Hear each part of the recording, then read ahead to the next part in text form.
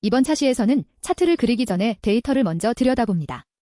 실습 데이터 4종의 구조를 보고 처음 만난 데이터에서 확인할 5가지를 익히고 분석 질문을 4유형으로 나눠보겠습니다. 자, 슬라이드 83페이지부터 시작할게요. 5차시 표지입니다. 이제부터는 실제 데이터를 다룹니다. 실습 데이터 4종이 각각 뭘 담고 있는지, 처음 보는 데이터에서 뭘 확인해야 하는지, 그리고 분석 질문을 어떻게 세우는지를 다뤄요. 다음은 슬라이드 84페이지를 볼게요. 왜 차트보다 점검이 먼저냐? 점검을 건너뛰면 그림은 나오는데 그 그림이 가리키는 값이 실제와 어긋나기 때문이에요. 걸리는 게 3가지입니다. 첫째, 빈 칸이에요. 결측치라고 부르는데 값이 안 들어온 칸입니다. 연령대 761건, 지역 475건, 결제수단 345건, 거래금액 265건이 비어 있어요. 둘째, 표기 흔들림입니다. 같은 값인데 글자가 달라요. 신용카드가 4,781건인데 앞에 공백 하나 붙은 신용카드가 604건 따로 있습니다. 합치면 5,385건인데 두 줄로 갈려 있는 거예요. 이대로 세면 1등 결제수단 건수가 줄어듭니다. 셋째, 극단값이에요. 최소값이 마이너스 62만 4,340원, 최대값이 112만 3,947원인데 중앙값은 27,415원이에요. 이런 게 있으면 막대 하나가 축을 다 차지합니다. 이번 차시에서는 발견하고 기록만 하고 값은 안 고칩니다. 이번엔 슬라이드 85페이지예요. 실습 데이터 4종을 소개할게요. 첫째, 핀테크 결제 파일입니다. 12,150행의 8열이고 한 행이 결제 1건이에요. 언제 누가 어디서 얼마 썼는지가 들어있고 모든 차시를 관통하는 메인 데이터입니다. 둘째, 사스 구독 매출이에요. 2,500행의 한 행이 고객사 한 곳의 계약 정보입니다. 산업군하고 요금제 비교했습니다. 셋째, ICT 기업 주가고요. 1,566행의 한 행이 종목 하나의 하루 시세예요. 시계열하고 캔들 차트에 씁니다. 넷째, 카드 소비인데요. 1,632행의 한 행이 월과 지역, 업종 조합의 집계값이에요. 앞에 셋은 건별 기록이라 직접 집계하고 넷째는 이미 합쳐진 값이라 그대로 비교했습니다. 파일 이름 끝에 더티라고 붙은 건 결측하고 중복, 극단값이 그대로 들어있다는 뜻이에요. 정제하면 11,713행이 되니까 437행이 빠집니다. 다음은 슬라이드 86페이지를 설명할게요. 메인 데이터 8개, 열이 각각 뭘 담는지 보겠습니다. 거래일시는 결제가 일어난 날짜와 시각인데요. 2024년 1년치고 표기가 2가지로 섞여 있어요. 사용자 아이디는 결제한 사람 식별 번호고 3,788명입니다. 결제수단은 6종의 결측 345건, 가맹점 업종은 9종의 식음료가 2,710건으로 제일 많아요. 거래금액은 원 단위인데 결측이 265건, 지역은 17개 시도의 결측 475건, 연령대는 6종의 결측 761건입니다. 마지막 거래 상태는 3종인데 성공이 11,226건이에요. 앞 5행만 봐도 벌써 보이는 게 있습니다. 거래 일시가 슬래시 표기랑 하이픈 표기로 섞여 있고 첫 행 연령대가 비어 있어요. 여기서 분석 단위를 잡고 가시면요. 한 행이 결제 1건입니다. 사용자가 3,788명인데 행이 12,150개니까 한 사람이 여러 번 결제한 거죠. 이번엔 슬라이드 87페이지예요. 데이터마다 던지는 질문이 다릅니다. 핀테크 결제는 어디서 얼마가 결제되는가를 묻습니다. 집계 단위가 업종, 지역, 결제 수단이고 대표 질문은 업종별 거래금액 순이에요. 여행이 건당 22만 8,129원인데 교통은 건당 3,541원입니다. 사스 구독은 어떤 고객사가 떠나는가를 묻고요. 집계 단위가 산업군하고 요금제예요. 2,500곳 중에 431곳이 떠나서 이탈률이 17.24%입니다.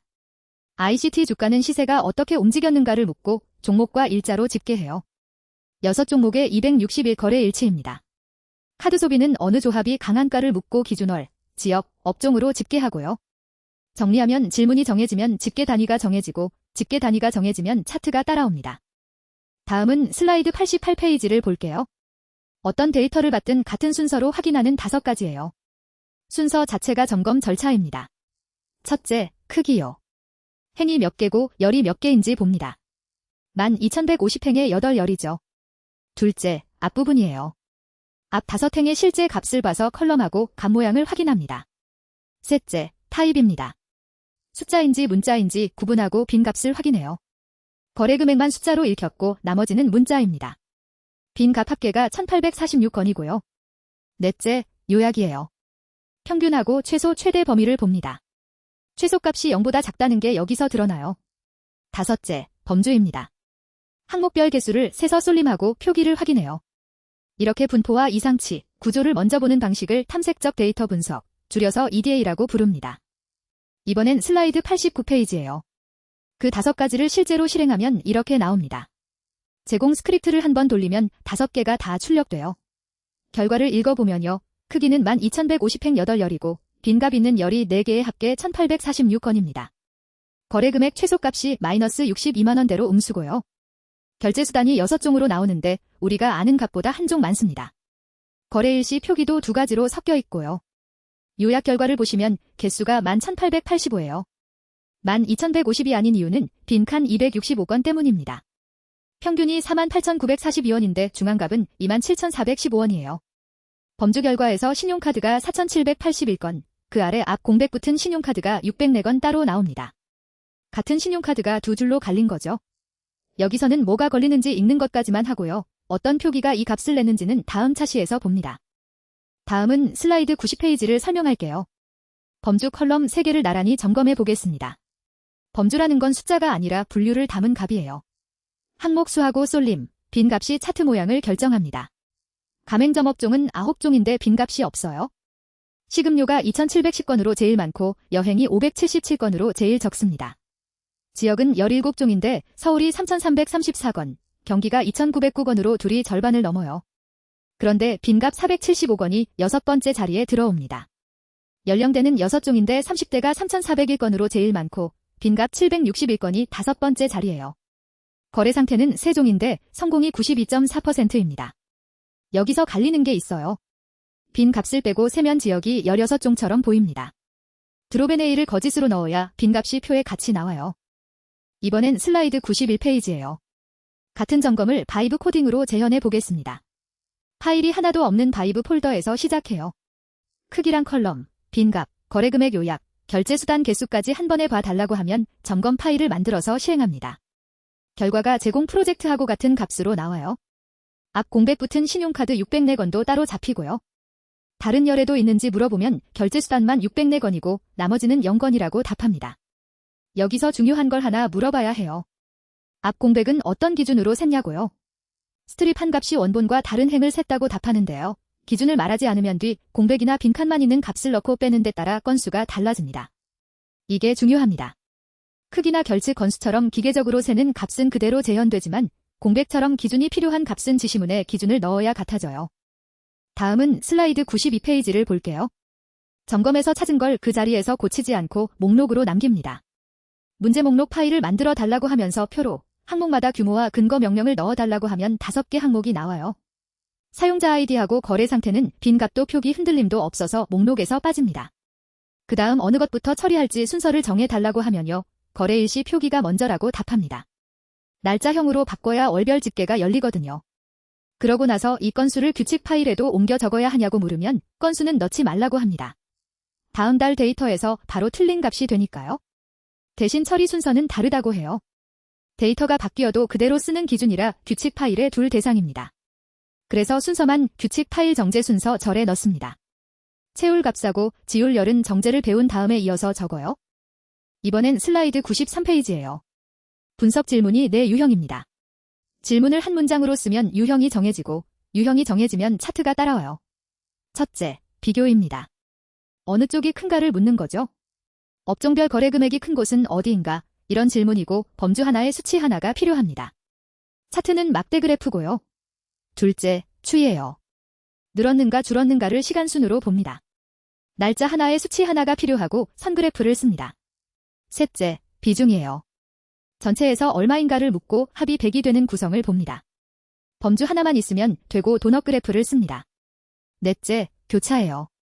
어떤 조합이 강한가를 묻고 두 범주를 가로 세로로 놓습니다. 범주 둘의 수치 하나가 필요하고 히트맵을 씁니다. 다섯째 유형도 있는데요. 값이 어디에 몰려있는지 묻는 분포 질문이에요. 히스토그램을 쓰고 거래금액처럼 한쪽으로 쏠린 값에서 특히 유용합니다. 다음은 슬라이드 94페이지를 설명할게요. 질문에서 컬럼과 차트가 어떻게 정해지는지 예시로 보겠습니다. 업종별 거래금액 합계가 큰 곳은 어디인가? 이건 비교 유형이고 가맹점 업종과 거래금액이 필요하고 막대 차트예요. 답은 여행이 1억 2,820만원, 교통이 531만원입니다. 업종별 건당 결제 금액 차이는 얼마인가도 비교인데요. 같은 컬럼을 쓰지만 답이 달라요. 여행이 22만 8,129원, 교통이 3,541원입니다. 월별 거래 금액은 어떻게 움직였는가는 추이고 선그래프, 결제수단 구성비는 비중이고 도넛, 지역과 결제수단 조합이 강한 곳은 교차고 히트맵이에요. 반대로 답이 안 나오는 질문도 있습니다. 매출을 어떻게 올리나, 왜 이탈하나, 무엇이 문제인가 같은 거예요. 대상하고 기준이 없어서 집계 단위가 안 정해집니다. 이런 건 과제지 분석 질문이 아니에요. 유형과 컬럼을 지정한 질문으로 바꿔서 진행하셔야 합니다. 이번엔 슬라이드 95페이지예요. 코드에 들어가기 전에 용어를 정리하고 갈게요. 엑셀에서 이미 쓰고 계시던 것에 이름이 붙은 것뿐입니다. 행은 가로 한 줄이고 기록 한 건이에요. 엑셀 시트의 한 줄이죠. 우리 데이터는 결제 한 건이 한 행이고 12,150행입니다. 열은 세로 한 줄이고 같은 항목의 값이에요. 열이죠. 인덱스는 행에 붙는 번호인데 0부터 12,149까지입니다. 결측치는 값이 비어있는 칸이고 엑셀의 빈셀이에요. 이상치는 다른 값과 크게 동떨어진 값, 튀는 값입니다. 중복은 모든 칸이 같은 행이고 150행 있어요. 범주형은 분류를 담은 값이고 엑셀의 텍스트 열입니다. 수치형은 계산이 되는 값인데 우리 데이터에는 거래금액 하나뿐이에요. 구분 기준을 알려드릴게요. 범주형은 개수를 세고 수치형은 합과 평균을 냅니다. 숫자로 보여도 사용자 아이디처럼 계산 의미가 없으면 범주형으로 취급해요. 다음은 슬라이드 96페이지를 볼게요.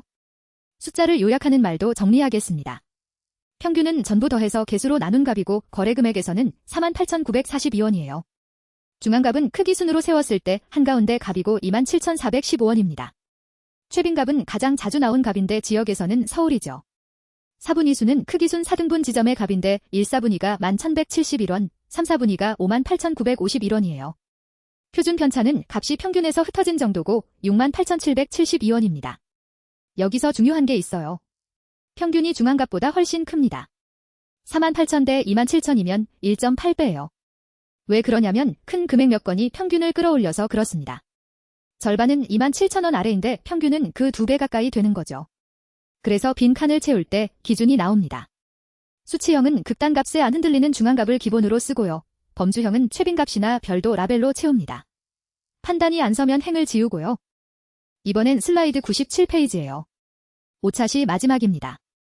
질문 한 줄에서 차트까지 어떻게 이어지는지 순서를 보겠습니다. 점검, 질문, 정제, 집계, 차트 5단계예요. 점검에서는 크기와 결측, 값범위를 확인하고 문제 목록 5항목이 남습니다. 질문에서는 업종별 거래금액 순위로 확정하고 질문 한 문장이 남아요. 정제에서는 빈값 채우고 중복 지워서 정제 완료 파일이 남고요. 집계에서는 업종별 합계와 건당 금액을 계산해서 집계표가 남습니다. 차트에서는 막대 그래프로 순위를 표현해서 png 파일이 남아요. 실제 대화로 보시면 이렇습니다. 업종별로 거래금액 큰 순서 알려달라고 하면 먼저 확인할 게 있다고 해요. 거래금액에 음수 25건하고 빈값 265건이 있어서 이대로 합계를 내면 순위가 흔들린다고요. 그래서 음수랑 빈값 빼고 뽑아달라고 하면 9개 업종의 여행이 1억 2,820만 원으로 1등입니다. 그런데 건수는 식음료가 2,651건으로 제일 많아요. 건당 금액 차이 때문입니다. 자, 5차시 정리하겠습니다. 오늘은 차트 그리기 전에 데이터를 먼저 보는 법을 배웠어요. 핵심만 짚어드리면요. 첫째, 점검 5가지는 크기, 앞부분, 타입, 요약, 범주 순서입니다. 둘째, 발견한 건 그 자리에서 고치지 말고 문제 목록으로 남기세요. 처리 순서까지 정해서 규칙 파일에 적어두면 됩니다. 셋째, 건수는 규칙 파일에 넣지 마세요. 다음 달이면 틀린 값이 됩니다. 넷째, 질문이 내 유형이에요. 비교는 막대, 추이는 선, 비중은 도넛, 교차는 히트맵입니다. 다섯째, 건수 1등하고 금액 1등이 다를 수 있어요. 무엇을 기준으로 세느냐를 질문에 적어야 답이 하나로 나옵니다. 다음 차시에서는 이 점검을 판다스 표기로 어떻게 하는지 배웁니다. 수고하셨습니다.